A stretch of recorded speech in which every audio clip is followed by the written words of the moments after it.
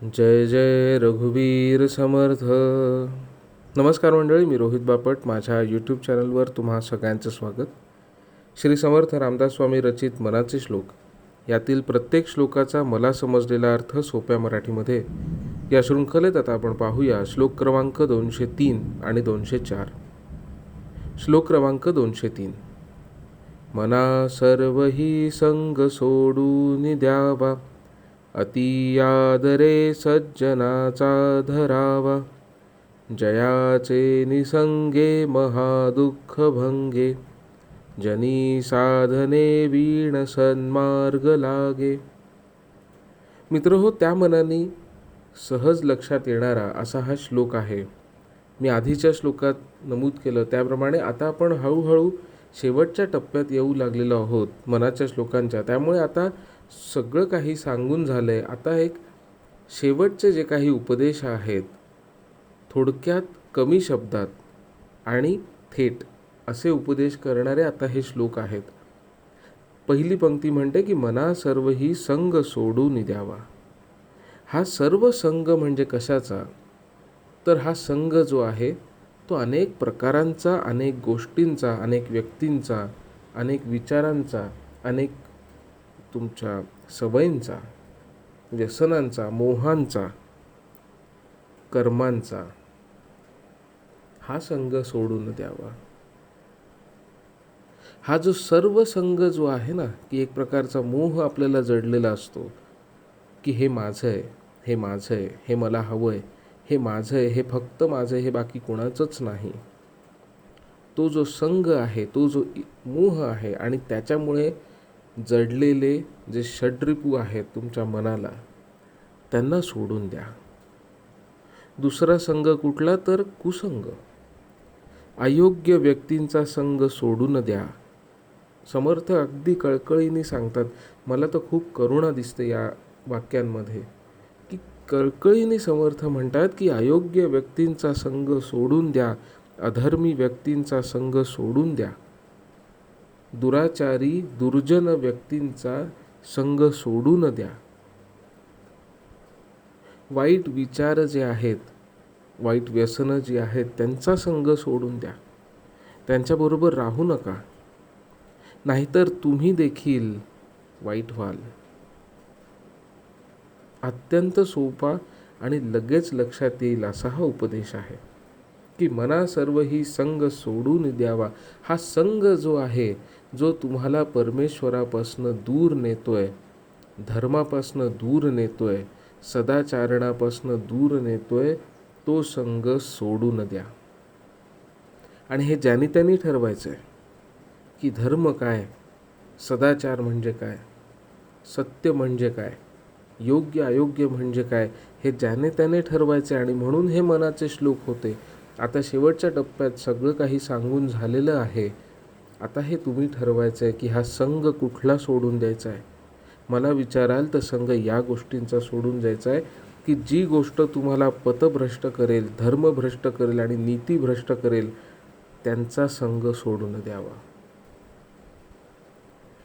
दुसरी पंक्ती सांगते की अति आदरे सज्जनाचा धरावा. हा संग तुम्ही सोडून द्या, वाईट गोष्टींचा सोडून द्या, सज्जनांचा संग धरा, अति आदरे धरा. सज्जनांच्या पुढे नतमस्तक व्हा, काही गैर नाही, काहीही गैर नाही. सज्जनांच्या पुढे नतमस्तक होण्यात काहीही गैर नाही. अति आदराने त्यांचा संग धरा. ते काय सांगतायत ते ऐका, त्यांचे विचार ऐका, त्याच्यावर मनन करा, विचार करा त्याच्यावर, आणि सज्जनांच्या बरोबर राहा. रे मना, तू सज्जनांच्या बरोबर राहा, सज्जन विचारांच्या बरोबर राहा, धर्माच्या बरोबर राहा. नीती सोडू नको हो. समर्थांनी आधीच सांगितलंय, मना सर्वथा नीती सोडू नको हो. नीती सोडू नकोस, चाड सोडू नकोस.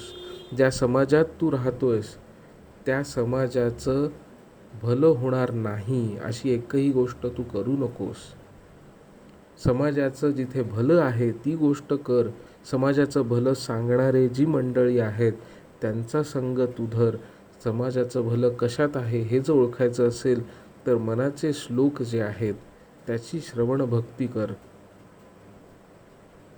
कारण मनाच्या श्लोकांमध्ये फक्त मन नव्हे तर मनापासून ते विश्वापर्यंत सगळ्या गोष्टी समर्थांनी एका माळेत गुंफल्यात. कारण की धर्म इतका मोठा प्रकार आहे की त्याला असं सांगणं, सोप्या शब्दात सांगणं हे शक्य नाही आहे. खूप वेळा प्रश्न विचारतात मंडळी की धर्म म्हणजे काय, असं सांगणं शक्य नाही. म्हणून समर्थांनी आधी मनाला उपदेश केला आहे, आधी तुझं मन शुद्ध कर. तुझं मन शुद्ध असेल तरच तू समाजात काही करू शकशील. समाजात काही करू शकलास तरच समाज कुठे ना कुठे धर्माच्या, पुण्याच्या, सत्कर्माच्या, सदाचाराच्या वाटेवर जाईल. तिथेच विश्वाचा उद्धार आहे आणि तिथेच तुझा मोक्ष आहे, तिथेच परमेश्वर आहे आणि तिथेच तुला त्या अद्वैताचं दर्शन घडणार आहे. तिथेच तू नेणिवेच्या प्रदेशात जाणार आहेस. आणि म्हणून या सज्जनाचा संग धरावा जो तुला मदत करेल, या मार्गामध्ये, या साधनेमध्ये तुला मदत करेल, तुला मागे खेचणार नाही. वाईट विचार ज्यांचा संग तुला सोडून द्यायचा ते तुला मागे खेचतील. जर तुला पुढे जायचं असेल या विचारांवर तर सज्जनांबरोबर राहा. कदाचित ते तुझ्या वाटेवरचे अडसर देखील दूर करतील. कुसंग जे आहेत ते तुझ्या वाटेत अडथळे निर्माण करतील. सज्जन जे आहेत ते योग्य वाट देखील दाखवतील आणि वेळेला कान देखील पिळतील. हे सुद्धा तितकंच महत्त्वाचं आहे. योग्य वेळेला योग्य दिशा दाखवणारा देखील सज्जन असतो. योग्य वेळेला टीका करणारा देखील सज्जन असतो. त्याच्या संगतीत राहा. निंदकाचे घर असावे शेजारी तुकाराम महाराजांनी उगीच सांगितलेलं नाही. आपण फार आनंदाने निबंधांमध्ये आणि इकडे तिकडे अगदी सहजपणे वापरतो ते वाक्य. तसं नाही आहे. निंदक जर तुमचं भलं सांगत असेल तर तो निंदक नाही आहे, तो हितचिंतक आहे. सज्जन देखील तुमचा हितचिंतक असतो कारण तो समाजाचा हितचिंतक असतो.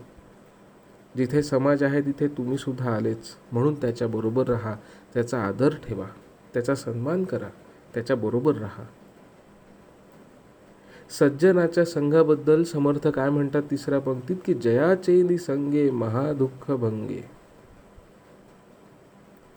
ज्या माणसाच्या संगतीने महादुःख भंगे, मोठमोठी दुःखांचा भंग होतो. महादुःख जे आहे, माणसाला सगळ्यात मोठं दुःख कशाचं तर मृत्यूभय आणि मृत्यूमुळे होणारा विरह, ताटातूट, हे आहे महादुःख. पण ज्याच्या संगतीत राहून तुम्हाला हे दुःख देखील नाहीसं होईल, तुमच्या मनातून हे दुःख देखील नाहीसं होऊ शकतं, ही शक्ती ज्याच्यामध्ये आहे. जनी साधने वीण सन्मार्ग लागे. चौथ्या पंक्तीत काय सांगतात की असा माणूस ज्याच्या संगतीमध्ये राहून महान दुःख देखील तुमची नष्ट होतात, अशा माणसाला तो कितीही साधना त्याने जरी नाही केली तरी तो सन्मार्गी लागतो समाजामध्ये. आपल्याकडे अशी अवधारणा आहे की तुम्हाला फार जास्त संस्कृत येत असलं, फार जास्त तुम्हाला बोलता येत असलं, तुम्ही उग्र साधना वगैरे करत असला तरच तुम्ही सन्मार्गी लागता. तसं नाही आहे. ज्या माणसाच्या तुमच्या बरोबर असण्यामुळे तो माणूस तुमच्या बरोबर आहे, केवळ त्याचं असणं तुमची मोठमोठी दुःख दूर करतोय. नुसतं त्याचा सहवास जो आहे तो तुम्हाला योग्य मार्ग दाखवतोय, तुमची दुःख नष्ट करतोय. असा माणूस जो आहे त्याने साधना करो अगर न करो, समाजामध्ये तो निश्चित सन्मार्गी लागतो. समाजामध्ये तो निश्चित सज्जन, साधू पुरुष म्हणून ओळखला जातो. कैक उदाहरणं आहेत आपल्याकडे अशी. कैक संत मंडळी अशी होऊन गेली आहेत की ज्यांना समाजाने अडाणी आहेस, तुला काही येत नाही, तुला काय समजतंय अध्यात्मातलं, तुला काय समजतंय पोथी पुराणातलं, तुला काय माहिती की वेदांमध्ये काय दिलेलं आहे, असं म्हणून त्यांची हेटाळणी केली आहे आपल्या समाजाने.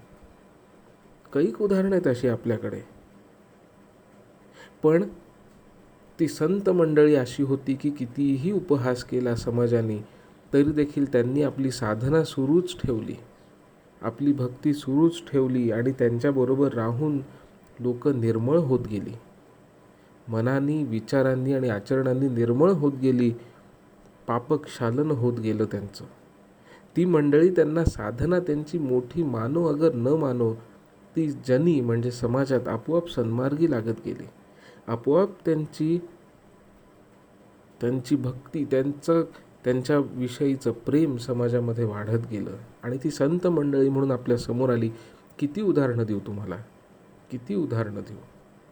समाजाने काय काय म्हणून लोकांवर आरोप केलेत आणि त्याच्यातून देखील बाहेर येऊन ती आज मंडळी, आज आपण त्यांना संत म्हणतो. का? कारण की जयाचे निसंगे महादुःख भंगे. कैक संतांची उदाहरणं आहेत. त्यामुळे ते तुम्हाला देखावा केलाच पाहिजे असं नाही आहे. साधनेचा देखावा करण्याची गरज नाही आहे. तुम्ही फक्त तुम्ही असे व्हा. हे समर्थ उपदेश करतात की तुम्ही असे व्हा की तुमच्या संगतीत येऊन माणसाचं दुःख भंग होतं आहे. याच्याहून आनंदाची गोष्ट काय मला सांगा, की तुमच्याबरोबर राहून कोणाचं तरी दुःख कमी होतं आहे. तुम्ही कोणाचं तरी दुःख कमी करायला कारणीभूत आहात. याच्याहून मोठं पुण्य ते कुठलं? असा माणूस आपोआप सन्मार्गी लागतो आणि समाजामध्ये देखील त्याला मान मिळतो. समर्थांची एक गोष्ट लक्षात ठेवण्याजोगी अशी आहे की समर्थ कधीही हे सांगत नाहीत की समाजापासून विलग व्हा. या समाजात तुम्हाला राहायचं आहे, या समाजातच तुम्हाला पुढे जायचं आहे. या समाजाला धरून तुम्ही राहिलं पाहिजे. तुम्हाला जर वाटतं की समाजात काही गोष्टी अयोग्य आहेत तर त्या समाजाला सोडून देऊ नका. समाज बदलण्याचा प्रयत्न करा. तुम्ही आपोआप सन्मार्गी लागाल. आता पाहूया पुढचा श्लोक क्रमांक 204.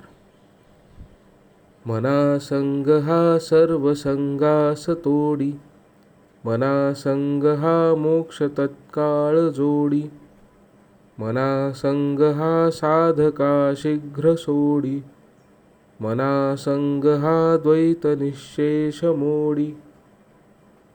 आता हा जो संघ आहे, हा संघ जो आहे तो कुठला संघ? तर मगाच्या श्लोकात जे पंक्ती होती की जयाचे निसंगे महादुःख भंगे, ज्याच्या संगतीमध्ये येऊन तुमची महादुःख भंग होतात असा माणूस. आता त्याच्याही पुढे एक पाऊल जाऊन समर्थ माझ्या मते असं सांगतात की मना संग हा सर्व संगास तोडी. आता हा जो संघ जो आहे ना, जसजसे तुम्ही प्रगती करत जाल, आध्यात्मिक आणि वैचारिक प्रगती करत जाल, तसतसं हा जो संघ आहे तो त्या परमेश्वराशी, परमात्म्याशी असलेला तुमचा संघ आहे. हळूहळू जसजसं तुमच्या ज्ञानात वृद्धी होत जाईल, सत्याचं आकलन तुम्हाला होत जाईल, तसतसं तुम्ही त्या परमात्म्याशी संघ जोडाल, त्या देवाशी. मग तुमचा इच्छित देव जो कोणी असो, परमात्मा, शेवटी सगळं काही परमेश्वरच आहे. परब्रह्म जे आहे, परमात्मा जे आहे, परमतत्व जे आहे, त्या परमतत्वाशी तुमचा संघ जोडला जाईल. तुम्ही त्याच्याशी एकरूप व्हायला लागाल. तो जो योग आपण आधीच्या श्लोकांमध्ये पाहिला होता की तो योग घडून येईल. तुम्ही द्वैतापासनं अद्वैताकडे जायला लागाल. तो परमात्मा आणि तुम्ही असा काही भेदच राहणार नाही. भेदाभेदाचे नाही ते काम, असं काही राहणारच नाही तुमच्यामध्ये. त्या संघाबद्दल समर्थ म्हणतायत की हळूहळू मना संघ हा सर्व संघास तोडी. एकदा तो संघ तुम्हाला जडला परमेश्वराबरोबरचा की बाकी सगळे संघ आपोआप तुटून जातील. आपोआप तुमचे मोह, आपोआप तुमची ईर्ष्या, आपोआप तुमचं हे माझं आणि मीपणा जो आहे आणि वाईट विचारांचा, दुर्गुणांचा, दुराचारी मित्रांचा आणि लोकांचा, मित्र तरी काय म्हणावं, दुराचारी मंडळींचा संघ, सगळा संघ जो आहे तो तुटून जाईल, तो नष्ट होईल. हा संघ जेव्हा तुला मिळत जाईल रे, मनाला उद्देशून सांगतात की मना हा संघ जोडायला प्रयत्न कर, परमेश्वराशी संघ जोडायचा प्रयत्न कर. परमात्म्याशी संग जोडायचा प्रयत्न कर, आपोआप सर्व संग तुटून जातील. मनासंग हा मोक्ष तत्काळ जोडी. समजायला अत्यंत सोपी पंक्ती आहे की अर्थातच जेव्हा तुम्ही या संग तुम्ही जोडायला लागाल परमेश्वराशी आणि परमात्म्याशी, तुम्ही निश्चितच मोक्षाच्या जवळ जाल. मोक्ष म्हणजे तरी काय? या जन्म आणि मृत्यूच्या चक्रातून बाहेर येऊन तो जो परमात्मा जो आहे त्यामध्ये लीन होऊन जाणं.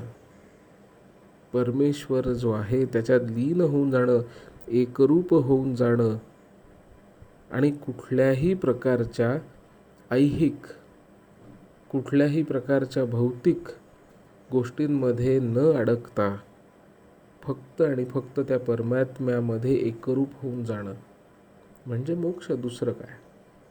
मनासंग हा मोक्ष तत्काळ जोडी. तिसरी पंक्ती काय म्हणते की मनासंग हा साधका शीघ्र सोडी. आता शीघ्र सोडी म्हणजे कुठे सोडी? मनासंग हा संग तर आपण समजलो की काय संग आहे. हा संग साधका शीघ्र सोडी. साधकाला लवकरच सोडून देतो म्हणजे काय करतो? कुठे नेऊन सोडतो? तर मला सांगा, साधकाला कुठे जायचं असतं? साधकाला त्याच्या साध्यापर्यंत, ध्येयापर्यंत जायचं असतं. साधक जो आहे तो प्रवासासारखा आहे.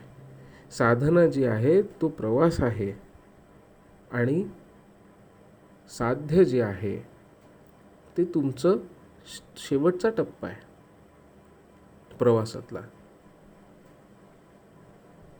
तर त्या साधकाला हा जो संघ आहे तो लवकरात लवकर आपल्या ध्येयापर्यंत, आपल्या साध्यापर्यंत नेऊन पोहोचवतो, आपल्या लक्ष्यापर्यंत नेऊन पोहोचवतो. जसा मोक्षही तत्काळ मिळतो तसा साधकाला देखील त्याची साधना जी आहे ती साधना पूर्णत्वास नेतो. आपण असं म्हणूयात, साधना जी आहे ती पूर्णत्वास नेतो. अत्यंत सुखदायी असा हा अनुभव आहे, अत्यंत सुखद, अत्यंत समाधान देणारा की जेव्हा तुमची साधना पूर्ण होते. हे फक्त तो साधकच समजू शकतो ज्यांनी साधना केली आहे की साधना पूर्ण होणे, लयास जाणे आणि तुम्हाला सिद्धी प्राप्त होणे म्हणजे काय. तर हा संघ जो आहे मना, तो साधकाला देखील शीघ्र सोडी, शीघ्र त्याच्या ध्येयावरती नेऊन पोहोचवतो. आणि मग समर्थ काय म्हणतात की मनासंग हा द्वैत निशेष मोडी. अर्थातच एवढं सगळं झाल्यानंतर मगाशी मी जसं म्हणालो की संघ जो आहे तो तुम्हाला परमात्म्याशी जोडतो, परमेश्वराशी नेऊन जोडतो.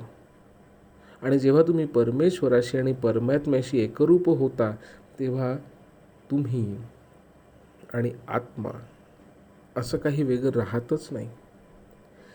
द्वैतापासून अद्वैतापर्यंत हाच तो प्रवास.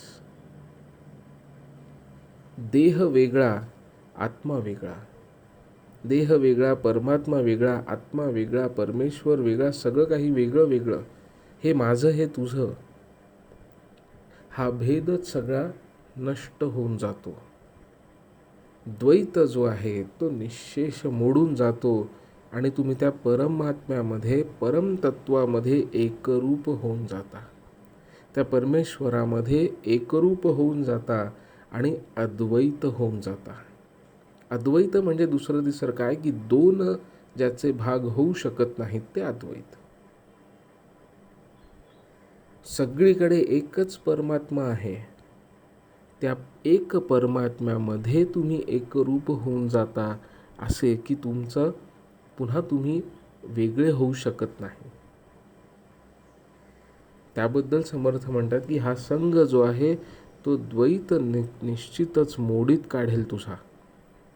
निश्चितच या द्वैताच्या चक्रातून तुला बाहेर काढेल. निश्चितच या मीपणातून माझं जो आहे, हे जे माझं आहे किंवा या नश्वर शरीरावरती असलेला जो अटळ विश्वास आहे तो मोडीत काढेल आणि तुला सत्याची जाणीव होईल की शेवटी आत्माच परमात्मा आहे. प्रत्येकात जो आत्मा आहे तो परमात्माच आहे याची अनुभूती तुला येईल आणि तू अद्वैत होऊन जाशील. तर मित्र हो, हा होता श्री समर्थ रामदास स्वामी रचित मनाचे श्लोक. यातील श्लोक क्रमांक 203 आणि 204 या श्लोकांचा मला समजलेला अर्थ सोप्या मराठीमध्ये. मित्र, तुम्हाला जर काही सांगायचं असेल, सुचवायचं असेल तर या व्हिडिओच्या कॉमेंटमध्ये मला नक्की विचारा. मी उत्तर द्यायचा जरूर प्रयत्न करेन. तुम्हाला जर हे भावार्थ आवडले असतील तर जरूर लाईक करा, शेअर करा, जेणेकरून समर्थांचे विचार आपण अनेक लोकांपर्यंत पोहोचवू शकू. मित्रहो, मला हे सांगायला आनंद देखील होतोय आणि काहीसं वाईट देखील वाटतंय की मनाचे श्लोक जे आहेत यांच्या अगदी शेवटच्या टप्प्यावर आपण येऊन पोचलेलो आहोत. हा प्रवास मराठी भावार्थाचा जो आहे तो अगदी शेवटच्या टप्प्यावर येऊन पोचलेला आहे. एकूण श्लोकांची संख्या आहे 205 आणि आपण 204 श्लोकांपर्यंत आलेलो आहोत. परमेश्वराचे मी खूप आभार मानतो की मी या वेळेपर्यंत पोहोचू शकलो, की ही सेवा माझ्या हातून घडतीये, यापुढेही घडत राहील. आता पुढचा एक श्लोक जो आहे शेवटचा तो मी मुद्दाम वेगळा ठेवला आहे, तेव्हा आपण मुद्दाम वेगळा व्हिडिओ करूयात. तो मी पुढच्या वेळी तुमच्यासमोर घेऊन येईन. तर पुढच्या वेळी भेटू मनाचे श्लोकातील शेवटच्या श्लोकाचा भावार्थ घेऊन. तोपर्यंत जय जय रघुवीर समर्थ.